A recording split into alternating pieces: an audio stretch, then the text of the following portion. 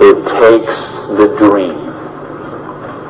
Because if you don't have the dream, you'll never find the 7 to 10 hours a week. I can guarantee you that. You're busy. We're all busy. You're working, you're picking up the dry cleaning, you're making dinner, you're taking the kids to football practice, you're paying the bills, you got to sleep, you got to eat, all this. You're using 24 hours of every day already. So what's got to give? You've got to find a dream, something that will take you to this frame of mind where you will change the way you live, you will change the daily actions you take, and you will change your mindset for a 2 to 4 year period. So that alarm clock will go off at 6:30 in the morning. You'll get up, you'll have your breakfast, you go to work, you'll work 8 or 9 hours at your job, you'll get out of the job, you'll run somewhere, grab a bite to eat, and go somewhere and work for another 3 hours in the evening. When you could be home watching TV, when you could be with your kids, when you could be with your family, when you could be watching a football game or something else. But you will make a sacrifice. You will say, I will find the 7 to 10 hours a week for 2 to 4 years to build my freedom, to build my security, to build my independence. Here's the secret of everything I'm going to talk about tonight has to do with leverage. It's getting you out of the trap. And there's a big trap, okay? And this is the trap. It's people trading time for money. You work 40 hours, you get paid for 40 hours. So you work 40 hours and you get paid $400 a week.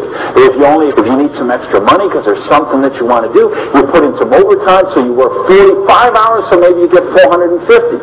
Well, you know what? That is trading time for money. Time for money. Hours for dollars, hours for pounds, hours for tolas, hours for kugarans, whatever the currency is. If you're trading time for currency, you can't get wealthy. It's a trap. You got to put some leverage to work somehow to get out of that. And I started a study of prosperity.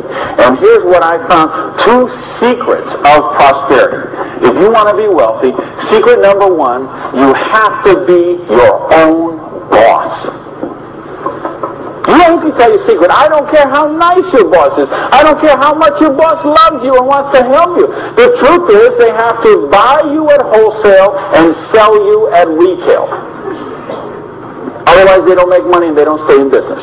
So the only way they make money off you is to buy you at wholesale and sell you at retail. So if you want to make money, you got to be able to get up in the morning, look in the mirror, and know that you're talking to the boss. And issue number 2, and this is the most important thing, which you mentioned, you've got to employ the concept of leverage.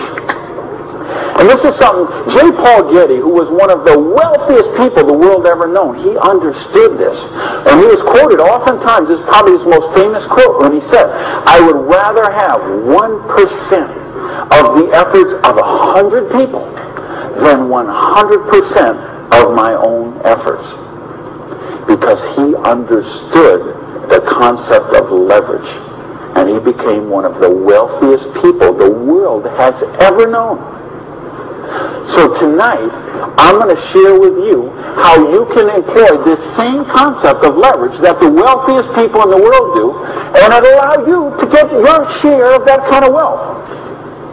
Now, how do you put this leverage? It's a business called network marketing, sometimes called multi-level marketing. Sometimes we call it MLM for short.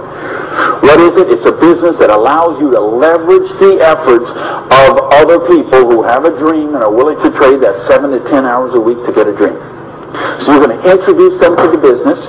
You're going to teach them a duplicatable system that they could follow and duplicate the same results with people that they're going to introduce to the business and create this system that everybody can follow, and everybody will get a nice chunk of the organization that is built.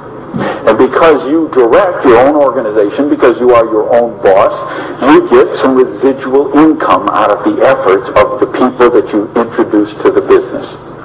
That's the leverage. It's no different than when Madonna makes a record, and every time they play that CD, she gets a royalty of that. When Coppola does a movie, and that movie plays, it gets a royalty of that. This is how the average person can get leverage. See, if you got money, leverage is not a problem. You can leverage your money. You can buy stocks, bonds, invest in companies, invest in real estate, all that kind of stuff. I couldn't do that. If you could buy a franchise. If I would have bought a restaurant franchise instead of opening my own restaurant, the chances are I'd still be in the restaurant business. But you know what? I couldn't afford the franchise fee. I didn't have that kind of money. Ask someone about the stock market, they'll tell you, unless you got $25,000 you can afford to lose, don't even get in the stock market. Well, I didn't have $25,000 I could afford to lose. I didn't have $25 I could afford to lose.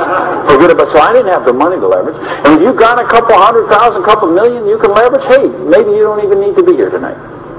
But I'm speaking to the rest of you who don't have that kind of money. And the rest of you who used to have that kind of money till the stock market tanked, and now your retirement fund is 40% of what it was 2 years ago.